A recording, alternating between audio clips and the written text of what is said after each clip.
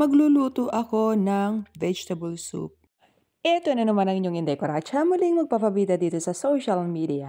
Eto nga, pagkagising ko ay nag-prepared agad ako ng lulutuin ko at gagawa nga ako ng soup. Etong soup na gagawin ko ay vegetable soup. Alam na, syempre, pag vegetable, sari-saring mga gulay ang ihahalo ko diyan. Dahil ito lang muna yung aking mga ingredients, ay gagamit lang muna ako dito ng celery. Kung ano lang muna yung available na gulay sa aking refrigerator. At syempre, bago ko ito lulutuin, ay akin namang huhugasan itong malalaking munggo. Habang nagpiprepared ako neto, yung mga anak ko naman ay gumawa ng aming almusal. Kaya aga-aga itong aming umagahan, napakaanghang. Ewan ko nga rin ba bakit paborito namin itong buldak. Pero minsan lang naman kami kumain ng ganito. May mga times kasi nagki-cravings kami sa noodles. Pero alam nyo ba, napakadami naming buldak kasi nga nag-sale ito. Ay di panic buying ang nanay Inday. Basta pag sale nako, panic buying talaga ako. Etong ginagawa pala ng anak ko ay para sa akin yan. Dahil nga busy ako mag-prepare ng mga gulay kasi nagagayat-gayat ako, sabi ko sa kanya, gawa niya ako. Eto nga, habang kumakain ako, iniisip ko kung anong gagawin namin mag-iina. Dahil araw nga ng Sabado, kailangan may magawa kami. Dahil sa susunod na linggo, magiging busy ang Inday niyo. So, yun nga, napagkasunduan namin na kami pupunta doon sa Suole.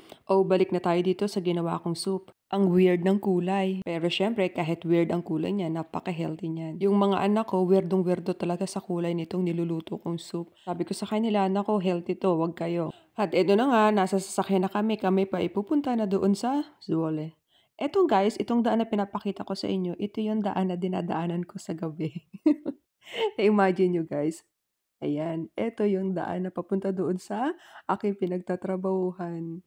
Okay, at ito na nga nakarating na kami at dito kami ngayon sa Primark. Kailangan kasing bumili ng pantalon at yung anak ko, napakatangkad nga yung bunso ko. Lahat ng pantalon na suot niya, Diyos ko po, biti na sa kanya kaya kailangan ng bumili ng bago. Sabi ko dun sa dalawa, bivideohan ko kayo at isasama ko kayo sa aking vlog. At eto nga, nag-request sila, gusto nilang kumain ng churros. Ang sabi ko sa kanila, mag-churros kayo, wala tayong tubig na baon. Okay lang daw yung kahit wala silang drinks, basta makakain sila ng churros.